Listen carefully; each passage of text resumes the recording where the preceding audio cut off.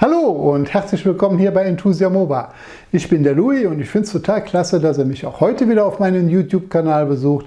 Denn heute geht es endlich los mit dem Gemeinschaftsprojekt vom Sibi und von mir. Zwei Rheinländer stellen vor. Ihr erinnert euch, Gemeinschaftsprojekt, wir wollen junge, interessante Kanäle vorstellen. Wir wollen mal einen Blick hinter den Kanal werfen. Und darum war es für uns auch relativ schnell klar, wer unser erster Hase sein sollte, den wir aus dem Hut zaubern. Denn Sibi und ich, wir haben im letzten Sommer hier in Köln jemanden kennengelernt, der hatte hier beruflich zu tun, hat uns kontaktiert, man hat sich abends in der Altstadt getroffen, hat sich unterhalten und was soll ich sagen, das war ein Fundskerl und ein richtig gelungener Abend, das hat richtig Spaß gemacht. Und deshalb war da doch relativ für uns beide schnell klar, dass genau das der richtige Kandidat ist für den Auftakt, für die Folge 1. Was allerdings noch nicht so schnell klar war, ist, wer von uns beiden, also von Sibi und von mir, diesen Kandidaten als erstes vorstellen soll. Denn ihr wisst ja, wir machen das ja im Wechsel. Ja, und dann haben wir kurzerhand Stöckchen ziehen gemacht. Und was soll ich sagen? So sehen halt Sieger aus. Also, wen darf ich euch vorstellen? Und zwar darf ich euch vorstellen aus Braunschweig den Heiko von Heiko Spur N Modellbahn. Der Heiko ist, glaube ich, auch ein Trendsetter, denn er ist meines Wissens der Einzige, der zeitgleich 2 Modellbahnen baut. Und wie er überhaupt zu der Modellbahn gekommen ist, die Geschichte, die soll er euch mal selber erzählen. Ich wünsche euch viel Spaß beim Zuschauen. Nach dem Film sehen wir uns wieder. Sei mir gegrüßt in unserem schönen, zweisamen Kölsche Verzell, hätte ich mal gesagt, ja. Louis und Sibi trifft. Wie heißt Louis? Ja, ich möchte jetzt zwei Rheinländer stellen vor. Ja, oh. Lieber Heiko, du warst ja schon mal im schönen Rheinland und weißt ja, wo wir herkommen. Und wir begrüßen dich jetzt hier als erstes. Du bist quasi die Premiere unseres Projektes. Zwei Rheinländer stellen vor. Wir würden dich jetzt mit Fragen bombardieren bezüglich Beziehungen, Sexualleben, Arbeit, alles so, was wichtig ist, verstehst du? MOBA, brauchen wir nicht, wer will das? Warte mal, Sexualleben kannst du weglassen, da gibt es nicht viel zu erzählen, aber den Rest kann man erzählen. Den kann man also, das ist gut. Ja, natürlich, man kennt sich persönlich, man hat sich ja in Köln wirklich schon zweimal getroffen. Ja. Das zwei wunderschöne Abende waren, oder Louis? Also absolut. Gut, du warst danach mit Jan zu erbaut davon, du hast gesagt, meine Fresse, was war das für eine Tünnes? Aber ich habe auch alles verraten, oder? Du bist echt ein Vogel. Ja, so. Hast du heute ins Holz gebissen oder was? So, hör mal, hast du den Heiko gerade schon vorgestellt? Natürlich. Nee, noch nicht. Ich wollte jetzt eigentlich sagen, herzlich willkommen Heiko zu unserem Dings, das habe ich ja schon gesagt, und wollte eigentlich das Wort dir übergeben und sagen, möchtest du unseren Gast, lieber Louis, nicht mal vorstellen, in groben Zügen? Wer das ist, sein Kanal, und ich glaube, das reicht doch. Den Rest soll er mal selber machen. Könnte ich machen. Aber nee, also der eine oder andere wird sicherlich den Heiko doch mit Sicherheit schon kennen, denn der liebe Heiko, der hat ja schon über 900 Abonnenten mittlerweile und sein Kanal Heiko Spur N Modellbahn, wobei Heiko, mit Spur N Modellbahn, direkt mal die erste Frage. Ist das eigentlich nicht von der Kanalbezeichnung falsch? Müsste das eigentlich nicht Modellbahnen heißen? Jetzt ja, das müsste ich wahrscheinlich nochmal umbenennen, das ist richtig. Ja, da kommt aber viel Arbeit auf dich zu. Ich meine, ich habe heute das Video von dir gesehen. Ich hatte ja schon eine Taschentücher in der Hand. Weißt du, das Problem ist, oder nicht das Problem ist nicht einfach, ich habe die zweite Anlage, war ja ursprünglich dafür gedacht, dass ich dort die ganzen Dampflokomotiven einfach nur drauf fahren machen muss. Wollte. Das ist das kurz machen. Der hat Scheiße gebaut, genau wie ich. Dazu komme ich ja gleich. Im Nachhinein hat sich diese zweite Anlage für mich ja als Vorteil herausgestellt, weil ich dort jetzt den Testkreis habe und definitiv auch meine Züge zwischendurch mal fahren lassen kann, wenn ich oben abreiße. So. War zwar zu Anfang nicht so geplant noch Ende letzten Jahres, aber hat sich halt nun mal so ergeben. Aha. Okay. Ja, von mir auch. Bist du einfach nur von dieser Welle infiziert? Was? Bist du einfach nur von der Welle infiziert? Am Motto, ach komm, die Riese alle ab, mach ja doch. Nein, also dazu bin ich auch ein bisschen spät dran. Ja. Aber ich dachte mir, wie gesagt, mit der Zweitanlage dachte ich mir, kannst du mal einen Trend auf alle Fälle setzen? Ich hoffe, der eine oder andere springt da noch mit drauf, damit sich das auch wirklich als Trend dann herauskristallisiert, ja. Ja, und dann, wie gesagt, mit dem Abriss war ich ja dann auch schon ein bisschen spät dran. Das konnte ich im letzten Jahr nicht nochmal bringen. Also dachte ich mir, bin ich halt dieses Jahr der Erste.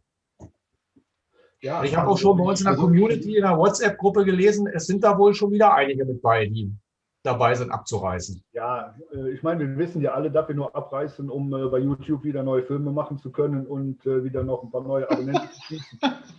Ja, das wissen wir ja. Das machen wir, weißt du, 2,5 Jahre Arbeit reißen wir ab für nichts, nur um für YouTube neue Leute und neue Abonnenten zu holen.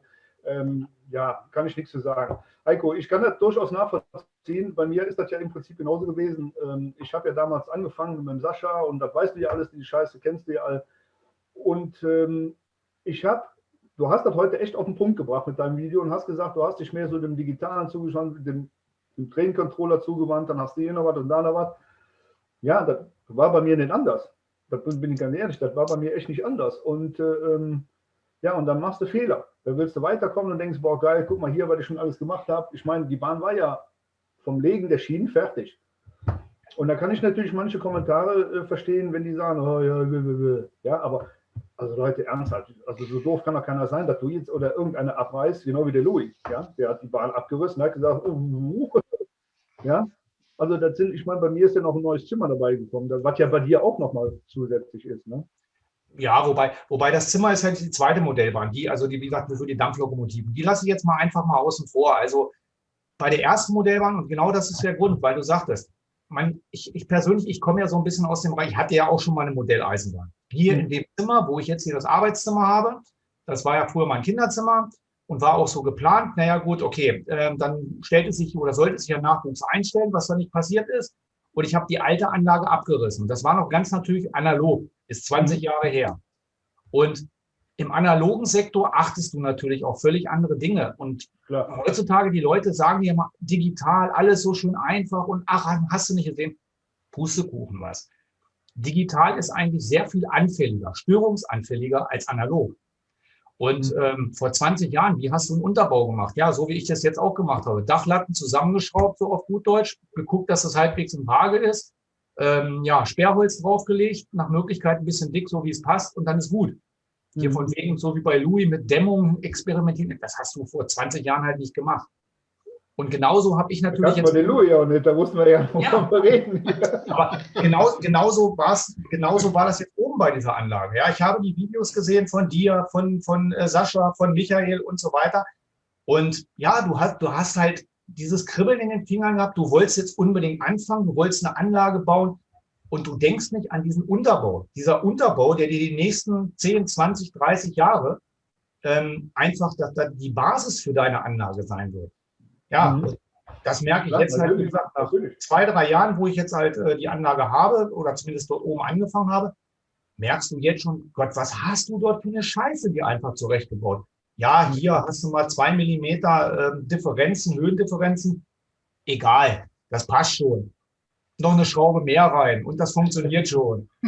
Ja, genau so ist es passiert. Und das fällt dir dann irgendwann auf die Füße. Und wie gesagt, spätestens, weil du mit digital fährst, wenn du mit Train-Controller anfängst, automatische Zugwarten zu programmieren, der eine Zug irgendwo im Wendel hängen bleibt und der nächste nicht losfährt und du stehst und denkst, was ist denn nun schon wieder los? Genau. Also ich meine, das wird auch sehr wahrscheinlich bei dem Neubau, bei dir, bei mir und auch bei den anderen nicht, ja, viel anders werden. Die eine oder andere Sache werden wir immer und immer drin haben. Ich denke, da werden wir nicht drum rumkommen. Ich habe ja, du weißt ja hier, oder Louis auch, den Schattenbahnhof gemacht und eine Wendel und habe oben jetzt da so einen Kreisel und ich lasse hier fahren, bis dass der Arzt kommt und habe jetzt alles fahren lassen, alle Züge, sogar die Dampflok, wunderbar, ohne Murren und Knurren. Dann habe ich mir eine Tiger-Trommel gekauft und die hat dann gesagt, nö, das ist alles Scheiße, was du hier gemacht hast. Ey, Alter, ich habe gedacht, das darf nicht wahr sein. Und da habe ich mir überlegt, was ist denn jetzt, wenn du dazu baust? Du kannst ja jetzt nicht 2 Jahre lang offen lassen und jede Lok, die du kaufst, da Probe fahren lassen. So, und dann machst du das Ding zu und dann darfst du dir nie mehr eine Lok kaufen. Kann ich ja auch nicht sagen. So sieht das aus. Aber genau dafür sind die ist dann einfach, ja, genau. Jede Lok ist ja schon, und ich bin davon überzeugt, wenn du 5 Fleischmann-Loks nimmst oder Minitricks oder wie die alle heißen, ich möchte jetzt hier keine Werbung machen, und stellst sie alle aufs Gleis und die fahren alle unterschiedlich. Punkt. Ende aus. Also von daher, ich habe ja jetzt hier eine schöne Hobbytrain gehabt, hier, die hat keinen Fisch vom Teller gezogen. Ja, da kriegst du dann hier von dem Kölner da, hier links neben mir, kriegst du dann den Spruch, sind da Reifen drauf. Weißt du, da musst du schon, da kriegst du schon, also hey.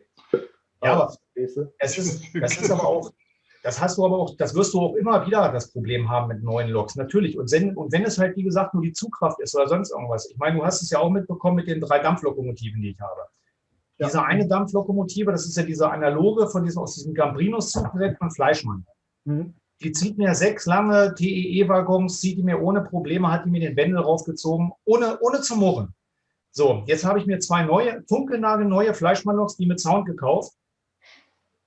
Vergiss es, also drei Wagen den Wendel rauf, also ich sag mal knapp 3% Steigung, die ich da drin habe. Da war es aber schon, das war schon wirklich das höchste der Gefühle. Dann habe ich es ja zu Micha, der hat ja dann noch zusätzliche Achsen dran gemacht mit Haftreifen. Die funktionieren jetzt natürlich einwandfrei. Das kenne ich so von älteren Loks halt einfach nicht. Ne?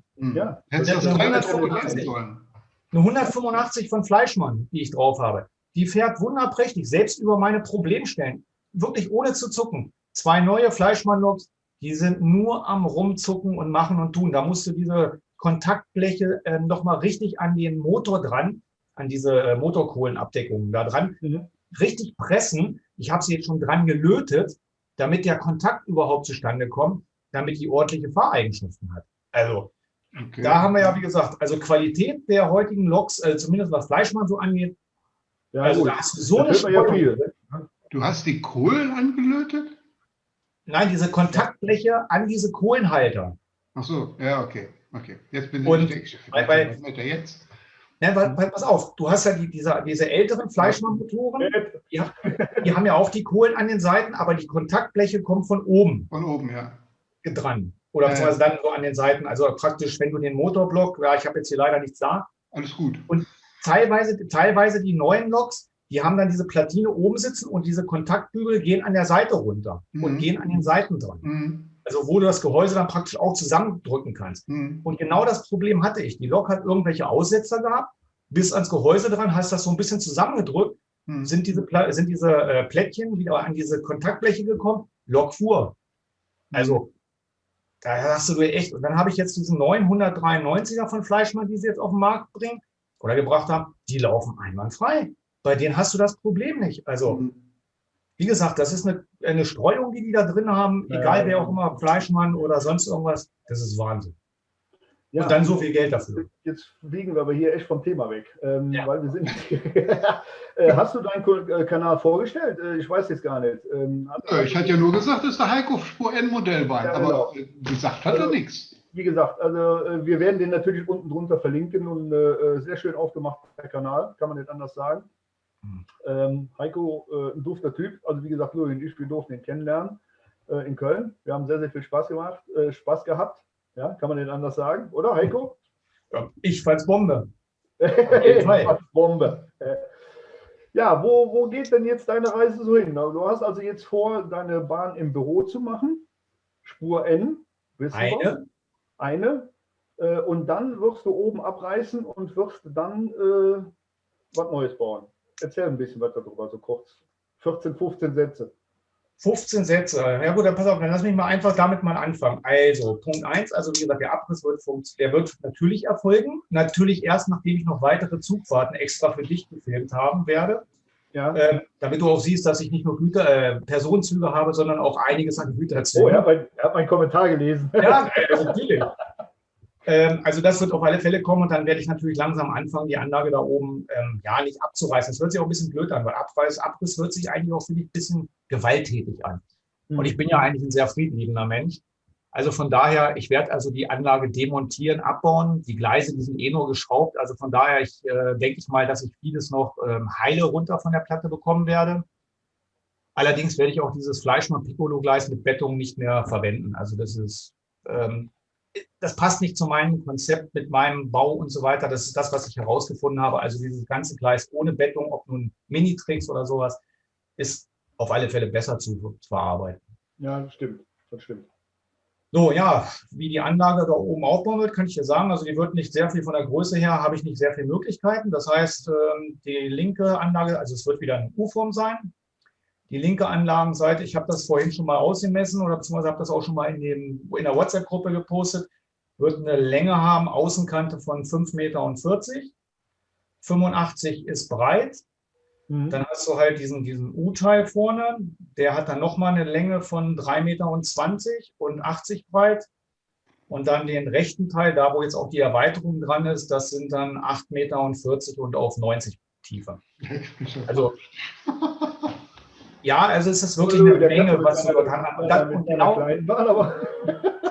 ja, also wenn du das jetzt hörst, sind das natürlich Ausmaße, wo ich jetzt auch sage, boah, das hört sich erstmal verdammt viel an. Aber dadurch, dass ich halt nur eine 80er Tiefe habe, relativiert sich das ein bisschen und natürlich durch die Dachschräge auch nicht sehr viel in die Höhe bauen kann. Also das heißt, ich werde auch nur 2 Ebenen haben, naja, oder 2,5 zumindest.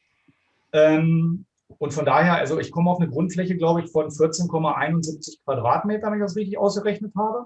Okay. Also das ist schon sehr ordentlich. Und genau daran lag jetzt eigentlich auch das Problem bei der Altanlage. Das hatte ich euch ja damals schon ein bisschen so in Köln erzählt, naja, so ein bisschen mit dem Gleisplan, ja, so ganz zufrieden bin ich jetzt auch nicht damit unbedingt. Ja, okay. Deswegen sage ich mir auch, dieser Gedanke, du reißt jetzt ab und du baust neu, der hat mir jetzt auch nicht so wehgetan, wenn ich ehrlich bin. Okay. Klar, 3 Jahre Bauzeit, das ist Zeit, die ist, ich würde nicht sagen rausgeschmissen, sondern wir haben gelernt. Das ist für mich, da war ich Auszubildender. Ich habe jetzt meine Ausbildung von 3 Jahren, die habe ich abgeschlossen. Ich könnte jetzt sagen, ich bin Geselle. Jetzt fangen wir einfach nochmal von vorne an und das Ganze dann nochmal richtig und mit wesentlich mehr Paradestrecke und all so einem ganzen Kram, wo ich halt zu Beginn eigentlich gar nicht dran nachgedacht hatte. Da wollte ich nach Möglichkeit viel auf kleinem Raum haben. Ja, dann pass aber genau auf, weil ich bin ja auch Geselle. Ne? Und es gibt ja solche und solche. Jetzt pass auf, ich war heute im Baumarkt, habe das Holz geholt. Und ich war bis eigentlich vor einer halben Stunde der Meinung, ich hätte 5 mm Kork auf der Platte. Habe ich dann in den 3 verschiedenen Baumärkten bin ich gewesen mit meiner Frau, weil die hat einen Gewerbeschein. 5 mm Kork, nein, wir haben nur 4 und 6 mm. Alter, leck mich doch am Arsch, ich brauche aber 5. Gut, nach Hause, 5 mm Kork bestellt, 12 Platten, 50 mal Meter. Gut. Bin hier unten so am Brasseln und alles am Vorbereiten, weil wir uns ja heute getroffen haben. Und da hatte ich noch so ein altes Stück Kork da. Und guckst du auf den Kork, ich denke, mein Gott, 5 mm ist aber wenig. Hab einen Messschieber geholt, ja, was soll ich sagen? Aus der 5 und eine 4. Ja, jetzt habe ich 4 mm Kork, aber 5 mm bestellt und ich habe jetzt mal probeweise daneben gelegt und habe gesagt, ich lasse das jetzt so, weil das genau die 5 mm auf dem überall auf den neuen Teilen ist. Rechts der Teil, wo aus dem Wände rankommt, sind 4 mm und da stößt die andere Platte dran und da werde ich dann einen sanften Übergang machen und dann sieht man das nicht. Ja, du kannst natürlich auch hingehen und werde die 4 mm oder 5 mm zurückholen. Scheiß drauf. Aber das sind so Dinger, weißt du, wenn du der Meinung bist, du machst das alles richtig und schon wieder weg. Ja, da habe ich ja nicht das Problem mit, weil ich orientiere mich ja definitiv an dir und an Louis. Das heißt, wenn ich im Baumarkt fahre, weiß ich ja, wie ihr gebaut habt. Und wenn ich es nicht weiß, gucke ich mir nochmal schnell das YouTube-Video an und weiß, welche Dachlatten und so weiter ich nehmen muss. Da mache ich ja nicht irgendeine extra Wurst. Ja, sehr wahrscheinlich. Dachlatten ja gar nicht. Dachlatten habe ich zum Beispiel gar nicht und der Louis auch nicht. Nein, der Louis hat, warte, Theaterleisten. Latten. Oder es gibt beides. Ich habe extra nochmal nachgegoogelt. Mit Latten. Nicht mit Leisten, nur mit Latten. Nur mit Leisten. Louis, nur mit Latten. Genau. Ja, und wann beginnt jetzt so dein Projekt so definitiv? Naja, wie gesagt, also ich denke mal, mit dem Abbau werde ich nächste Woche starten. Okay. Und da lasse ich mir natürlich Zeit mit, klar. Und dann denke ich mal, kommt jetzt ein bisschen darauf an, wann die Baumärkte wieder öffnen. Das ist halt das A und O. Oder ich zumindest eine entsprechende Holzhandlung oder auch einen Tischler finde, der mir natürlich oder der mich dann versorgen kann mit den entsprechenden Hölzern, die ich dann halt brauche. Und dann glaube ich auch schon, dass es losgehen kann. Gleisplan ist aus meiner Sicht soweit fertig. Da wird es natürlich auch noch sicherlich ein paar Änderungen geben. Das ist, glaube ich, auch normal. Ja. Aber dann fährst du ja direkt ins Tal der Tränen. Hör mal, wenn du dann schon den Abbau machst und das andere steht noch nicht, was machst du denn? Guckst du die Modelle nur noch an oder guckst du nur Videos von anderen Leuten? Das auch, aber dafür habe ich doch jetzt die Testanlage hier im Arbeitszimmer. Anlage Nummer 3. Nein, das ist doch die Arbeitszimmeranlage, auf der aktuell ja nur der Testkreis aufgebaut wird. Ja, okay. Weil da komme ich ja auch nicht weiter aufgrund, na weiß schon, Schließung Baumärkte und so weiter. Ja. Deswegen passt sich das ganz gut, dass die geschlossen haben. Ja, das ist nicht schlecht. Also ich bin ganz ehrlich, Heiko, du hast recht. Wenn die nicht zugehabt hätten, hätte ich vielleicht schon früher Holz gehabt, dann wäre das vielleicht früher schon weitergegangen. Nee, also ich denke, ich habe das Holz jetzt, ich habe jetzt alles da, ich kann loslegen. Wie gesagt, ich kann jetzt auch wieder ein bisschen was filmen, aber ich muss mir jetzt ehrlich gesagt echt mal einfallen lassen, was ich mit dieser einen Platte, ob ich die neu schneiden lasse oder wo es sehr wahrscheinlich drauf hinausläuft. Das ärgert mich dann doch ein bisschen. Ich weiß nicht, was ich da gemacht habe, warum, wieso, weshalb ich da so komisch gemessen habe. Keine Ahnung. Auf jeden Fall scheiße. Ja. Aber gut, ich denke halt, die andere Platte kannst du auch verbauen. Machst eine Zahnradbahn draus. Eben. Ja, ich sag mal, durchfallen tut sie definitiv nicht, das ist richtig. Aber ja, ich muss mal gucken. Schauen wir mal, dann sehen wir schon. Ne?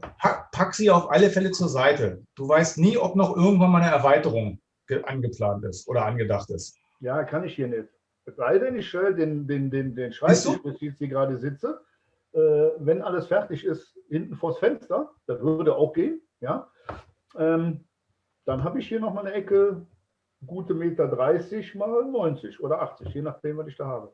Ja. So, siehst du? Aber ich bin ein Thema heute, du bist Thema. Und warum N und nicht H0? Naja, also ich habe gerne lange Züge auf meiner Anlage. Ich finde das also, ich bin kein Freund von irgendwelchen Nebenbahnen und so weiter, auch wenn die total toll und wenn man das wirklich super detailreich gestalten kann.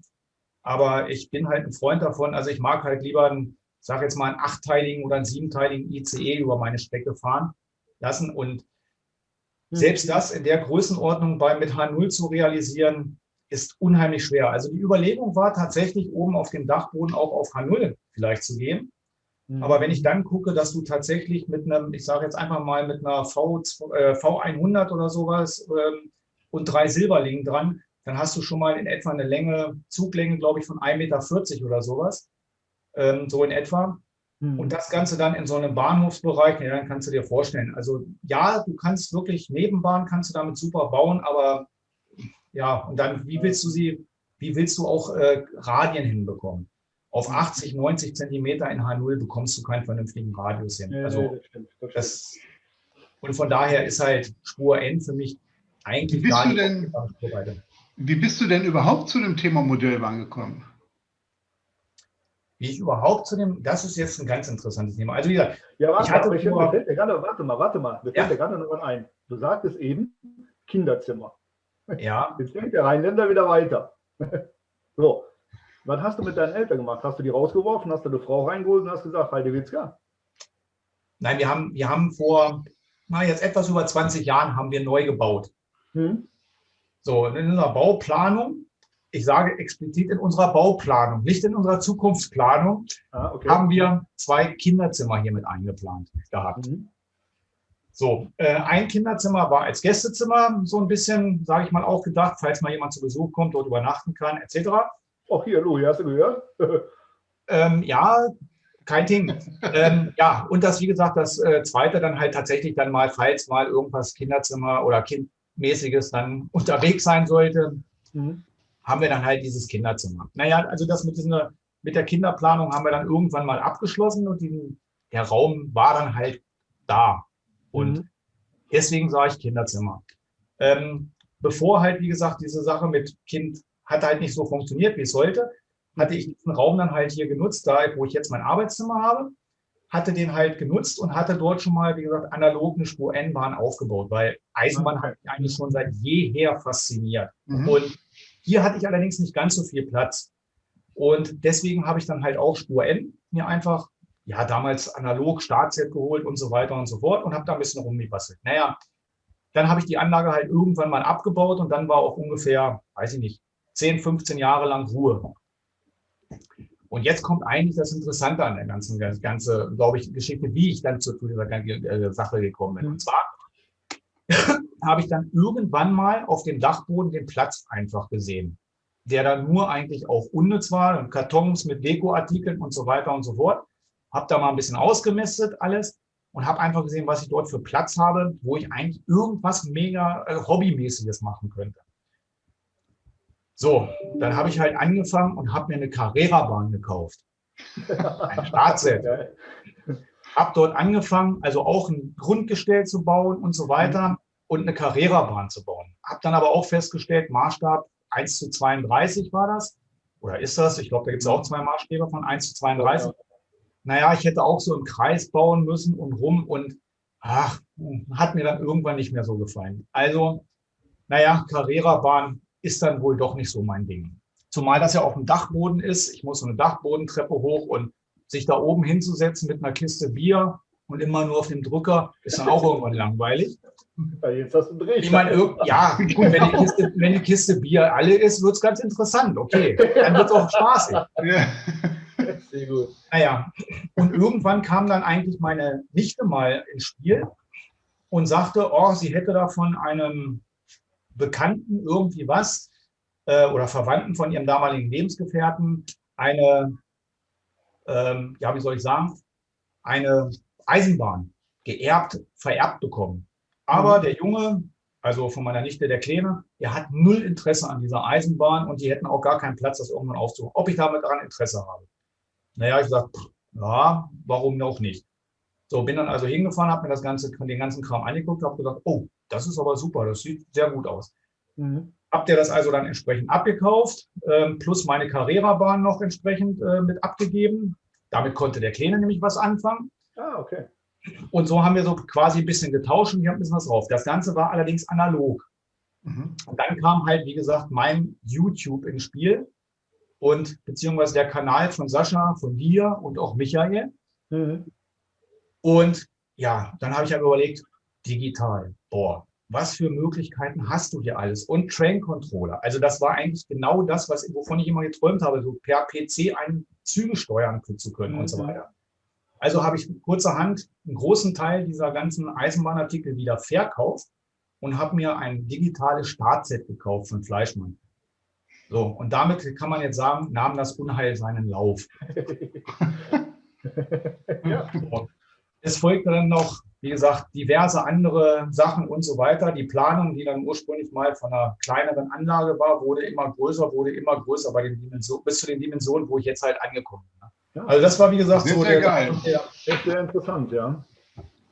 Ja, und das ist ja genau das, was wir aus den Leuten so ein bisschen mit diesem Ganzen rauskitzeln wollen. Einfach mal von sich so ein bisschen was zu erzählen. Und ich bin der Meinung, dass du ein interessanter Mensch bist und du hast einiges zu erzählen. Ja. Und in YouTube sieht man dann einfach immer deine Filme, die sehr gut sind, gar nicht die Frage. Aber man sieht den Typ Mensch nicht dahinter, weißt du? Und deswegen haben Lübe und ich lange überlegt, Mensch, was machen wir? Wir wollen irgendwas zusammen machen. Ich meine, wir sind ja schon wie die Doofen da den Glockenturmchen da hochgelaufen. Ja, und wir hatten dann eine Menge Spaß und wir haben also relativ schnell, glaube ich, gemerkt, dass das einfach von dem Ganzen passt. Ja? Und ich finde das einfach klasse, einfach mal so ein bisschen jetzt die Menschen vorzustellen, die hinter den Kanälen sind. Also ich finde diese Idee eigentlich nebenbei total super, auch wenn man sich einfach mal so unterhält. Nicht einfach nur mal zeigt, wie jemand am Bauen ist und erklärt, wie er was baut, sondern sich einfach mal so austauscht, so in der Art. Oder wie du schon gerade sagtest, eben, man lernt einfach mal den Typen Mensch kennen. Weil es ist tatsächlich so, wenn du selber ein Video produzierst, ich meine, bei euch ist das nicht das Problem. Ihr seid Rheinländer. Ihr seid von der Natur aus komplett anders als wir Norddeutsche. Also sag ich mal, so mega locker und so weiter. Also nicht das, da musst du für geboren sein, glaube ich. Und da musst du auch im Rheinland geboren sein. Ja? Also wir in Norddeutschland, wir verstehen auch nicht, wie ihr Karneval feiern könnt. Zumindest nicht. Jetzt wird es Jetzt knackt es. Jetzt knackt es. Ganz schöne Geschichte. Ja, aber das ist halt tatsächlich so. Und ich meine, so von der kompletten Community, muss ich auch sagen, wart ihr eigentlich auch wirklich die ersten Leute, die ich live getroffen habe. Okay. Da hätte ich jetzt auch nie dran gedacht oder sowas. Ich meine, klar, Hobby oder so weiter. Ich spiele Fußball und so weiter. Du kommst mit Leuten in Kontakt oder so. Ist jetzt nicht so, dass ich total wie sagt man so schön, mega introvertierter Typ bin oder sonst irgendetwas. Aber ich bin da jetzt auch nicht so derjenige, der jetzt sagt, oh super, ich habe jetzt hier einen YouTube-Kanal, wo ich jetzt einfach mal ein paar Videos poste, wo ich meine Modelleisenbahn baue und jetzt muss ich mich sofort unheimlich mit den Leuten treffen. Aber dieses Treffen mit euch einfach war einfach so, Louis wollte ich unbedingt kennenlernen, mal, weil er ein super sympathischer Typ ist. Er hat mich einfach so angesprochen, so von seiner Art her, wie er seine Moment mal, Freund nebenan, wieso verziehst du gerade das Gesicht? Ja, also, da kommen wir ja auch gleich noch zu. Sibi stand natürlich auch da zur Diskussion, aber ich hatte ja, das habe ich dir erzählt, Louis, ich wusste nicht, wie weit ihr auseinander wohnt. Also als ich da in Köln war, zu dieser Fortbildung, die ich dort hatte, wo ich ja auch sagte, Sibi, ich hätte ihn auch auf alle Fälle sofort eingeladen, Mensch, lass uns doch mal alle in Köln treffen, aber ich wusste jetzt einfach nicht, Sibi, ja, okay, ich wusste, er kommt so ein bisschen aus dem Rheinland, aber wie nah ihr letztendlich zusammen wohnt, war mir da ja nicht klar. Das kam ja dann erst in unserem Gespräch raus, an dem ersten Tag, wo wir uns getroffen haben, wo ich sagte, hey, na super, natürlich, lass uns den Sibi anrufen, ob er nicht Zeit hat. Also, und das hat eigentlich irgendwas so in Gang gesetzt, muss ich sagen, nachdem du mich dann ja auch, Louis, in diese WhatsApp-Gruppe da reingebracht hast. Und ja, okay. Genau das ist eigentlich, wo ich dann mit Sibi drauf, wo ich jetzt auf Sibi drauf, oder die Aussage genannt habe, genau das ist es. In den Videos kommen die Leute oder kommt man selber halt manchmal ein bisschen anders rüber, als man tatsächlich ist. Ja, also wenn ich vielleicht in einem Video etwas erkläre oder auch jetzt meine Videos mache, das ist alles vielleicht ein bisschen ernsthaft. Bei euch ist das nicht so. Ihr schmunzelt dabei, ihr lacht, ihr habt Spaß dabei.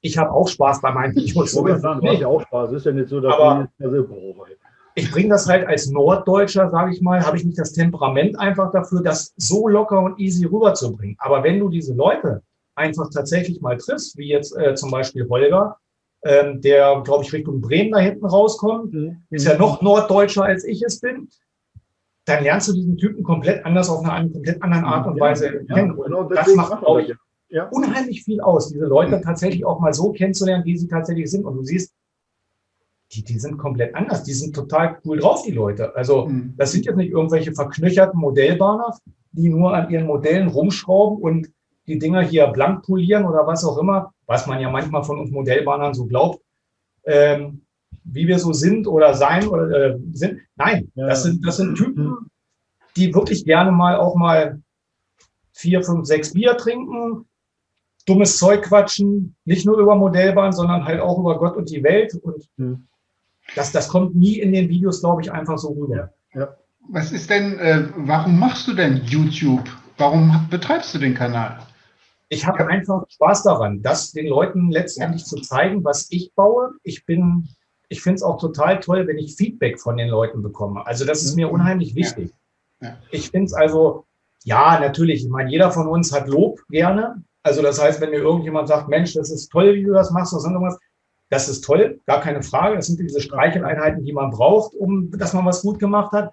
Aber was ich, glaube ich, was ich persönlich sehr viel besser finde, ist es, wenn die Leute konstruktiv Kritik üben. Wenn sie dir sagen, Mensch, wenn du dieses so oder so machst oder sowas, oder überleg doch mal, das so oder so zu machen. Und von diesem Feedback ergeben sich ja dann teilweise auch wieder Dinge. War ja bei dir auch, Louis, ne? War ja bei dir genauso mit deinem Gleisplan. Da waren ja noch 2, 3 super Ideen dabei, wo du sind richtig. Geil.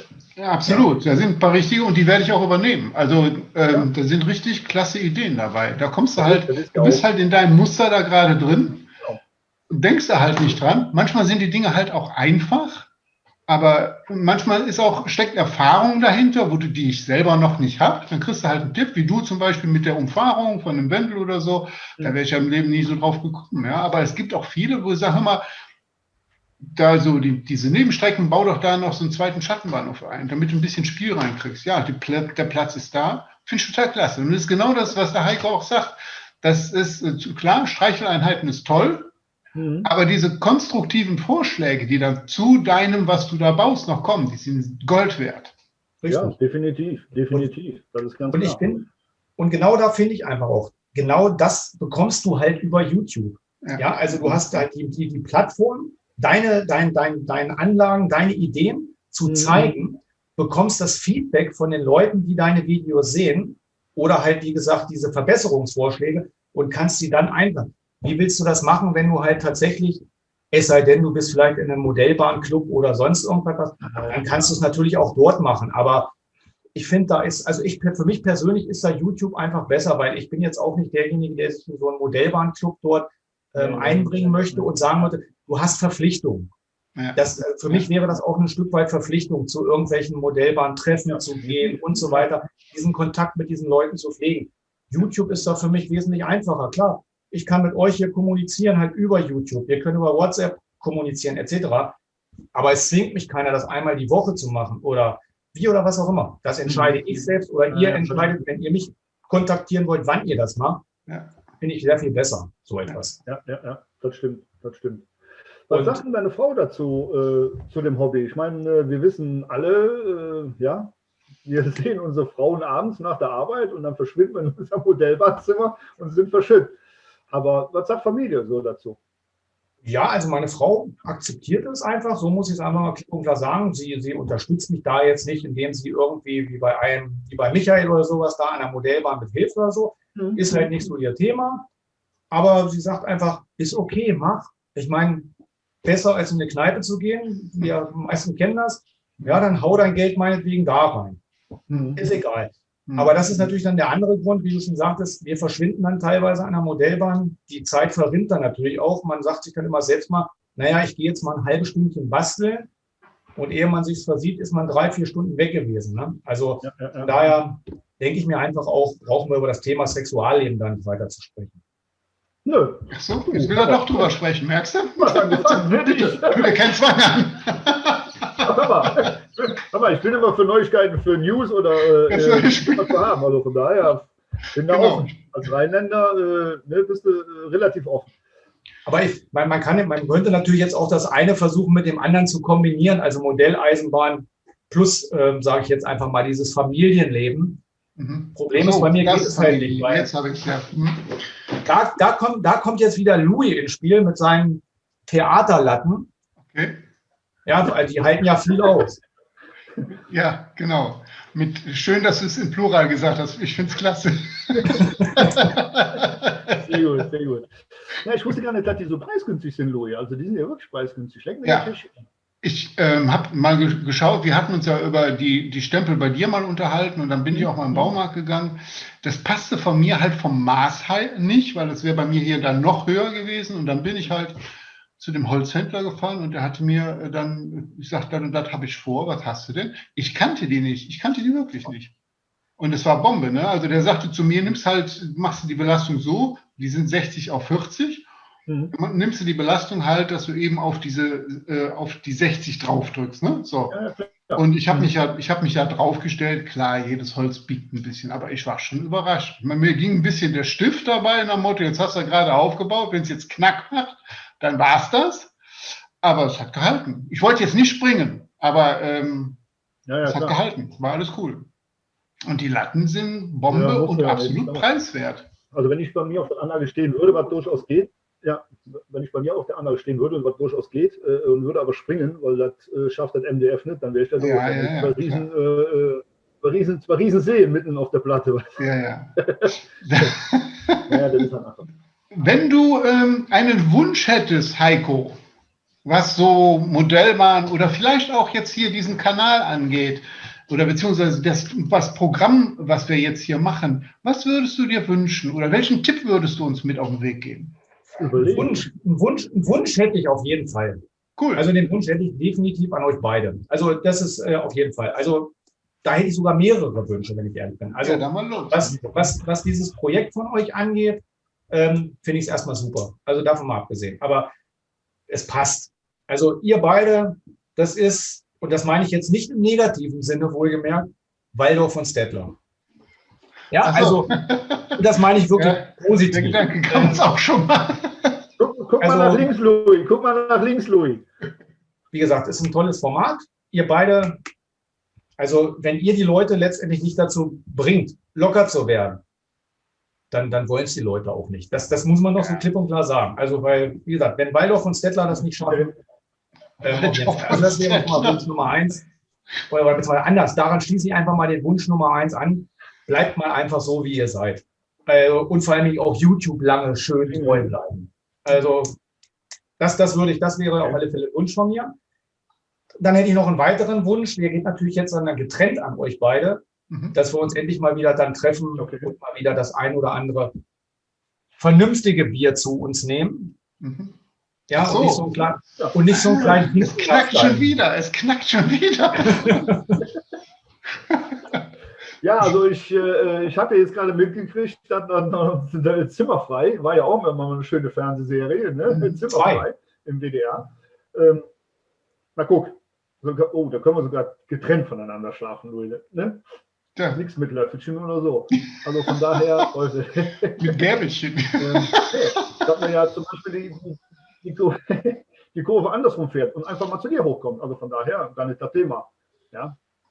Also, wie gesagt, meine Tür steht euch beiden jederzeit offen, gar kein Ding. Sagt einfach Bescheid, wenn ihr einfach nur sagt, wie du jetzt, Sibi, oder sowas, dass du auf dem Weg nach Berlin bist oder von Berlin oder sonst irgendwas und sagst, komm, ich halte einfach mal kurz an, um mal zu quatschen, Tag zu sagen und mal Kaffee, was auch immer, ein Bier, ein Bratwurst oder sonst irgendwas, ist kein Ding. Und wenn du sagst, ey, können wir mal Wochenende, wollen wir mal gucken, was in Braunschweig so ein Nachtleben ist. Gut, dafür brauchen wir nicht allzu lange. So viel Nachtleben gibt es in Braunschweig nicht. Ich weiß gar nicht, ob sowas in Braunschweig überhaupt noch gibt. Ja, also wie gesagt, wir gehören schon fast zu Norddeutschland. Wir sind nicht das Rheinland. Also die Leute hier sind ein bisschen anders drauf. Ja, okay. Ja, ist ja nicht. Also von daher, wie gesagt, ist kein Thema. Auf jeden Fall. Du sprichst da was an, Heiko. Das ist eigentlich, das haben wir auch vergessen eigentlich noch zu sagen, sondern es kann ja durchaus mal sein, dass wenn die Zeiten doch wieder ein bisschen anders werden, dass man es nicht online macht, sondern dass man es tatsächlich persönlich machen. Das ist eigentlich auch das, was wir beide uns mal gedacht haben. Und ich traue mich auch nach Braunschweig. Also ich finde das jetzt nicht so schlimm. Also ich sag's ja. Die Tür steht euch. Ja, genau, das ist ja so die Corona-Variante, die wir hier machen. Ne? Das ist die Corona-Variante, die wir hier machen und geht dann einfach im Moment nicht anders. Aber letztendlich würden wir schon gerne, wenn es das Ganze zulässt, zu den Leuten hinfahren. Und auch natürlich den Kanal ein bisschen was vorstellen von zu Hause aus. Ne? Wie gesagt, ich mache das jetzt unabhängig mal von YouTube-Kanal, sonst irgendwas etc. Kommt vorbei, lasst uns einfach quatschen. Wie gesagt, das ein oder andere vernünftige, größere Bier trinken. Habt ihr auch Cola und Schnapsgläsern? Bitte? Habt ihr auch Cola und Wasser? Was für ein Zeug? Ja, genau. Tu mir eine Milch. Cola mit Wasser. Herrlich. Also Wasser kann ich dir auch noch anbieten, Louis, das ist kein Problem. Müsstest du dir halt nur eventuell mit Hund und Katze teilen. Ach so, prima. Ich bringe mir einen Kasten Bier mit. Also Schlöpen. Ja, sehr schön, sehr schön. Sehr gut. Ich glaube, wir haben jetzt eine ganze Stunde schon mal schön gequatscht. Louis, hast du noch Fragen an unseren Gast? Also Fragen habe ich jetzt erstmal keine mehr. Ich würde mich aber ganz herzlich bedanken wollen beim Heiko, dass du hier jetzt das Kaninchen warst, was wir aus dem Hut zaubern durften. Ganz klasse, dass du die Nummer da mitgemacht hast. Ja, mein lieber Heiko, ich sage auch nochmal vielen lieben Dank, dass du dieses berühmte Eichhörnchen, hätte ich mal gesagt, Kaninchen warst, was der Louis gerade gesagt hat. Und im Moment habe ich hier sehr viele Eichhörnchen, sehr viele Teufel hier. Manchmal ist es sehr kurios. Ich wünsche dir für deine Zukunft bei YouTube mit deiner Eisenbahn sehr, sehr viel Spaß, sehr, sehr viel Glück und sehr, sehr viel Geschick, aber das hast du sowieso. Und freue mich auf weitere Videos und viele, viele schöne Filme von dir. Ja, wie gesagt, ich bedanke mich auf Heiko und die Einladung zum Bier nehme ich gerne an. Ja, wie gesagt, ich bringe einen Kasten mit. Ich bringe dann einen Kasten mit, damit wir dann auch Bier trinken. Nee, aber, warte mal, du brauchst keinen Kasten mitbringen. Wir haben hier auch Stühle. Oh. Es knackt schon wieder. Das ist dreimal knacken, aber das ist ein Hattrick. Da traut sich nicht jeder, Louis. Da traut sich nicht jeder. Aber Louis, ich kann dich beruhigen. Also es gibt auch nicht nur Bier bei uns hier im Hause. Warte mal, darf ich das so zeigen? Oder muss da irgendwo eine bezahlte Werbung draufstehen? Genau. Alles klar. Heiko, vielen lieben Dank. Ja, ich danke euch auf jeden Fall, dass ihr mich als Versuchskaninchen halt ausgewählt habt. Wie ich finde, ist der Heiko und auch das, was er erzählt hat, eine hochinteressante Geschichte. Und damit ihr da noch ein Stückchen mehr von erfahren könnt, könnt ihr ihn gerne mal auf seiner YouTube-Seite besuchen, und zwar Heiko Spur N Modellbahn. Den Link dazu findet ihr dann unten in der Videobeschreibung. Der Heiko hat uns auch den nächsten Gast vorgeschlagen und daran kann man auch so ein bisschen das Prinzip nochmal von diesem Format erkennen. Immer der hier bei uns zu Gast ist, der hat die Möglichkeit, uns einen Kanal vorzuschlagen. Wir nehmen dann Kontakt dazu auf, versuchen ihn dann für uns, für dieses Format zu gewinnen und wenn es dann von Erfolg gekrönt ist, dann ist er der Gast der nächsten Folge. Ja, wie geht es jetzt weiter? Das soll es dann jetzt auch gewesen sein für die erste Folge. Die nächste Folge wird es dann beim Sibi auf dem Kanal geben. Ich darf jetzt erstmal sagen, vielen Dank fürs Zuschauen. Schön, dass ihr dabei gewesen seid. Ich wünsche euch noch eine schöne Zeit. Macht's gut, bis zum nächsten Mal. Tschüss, euer Louis.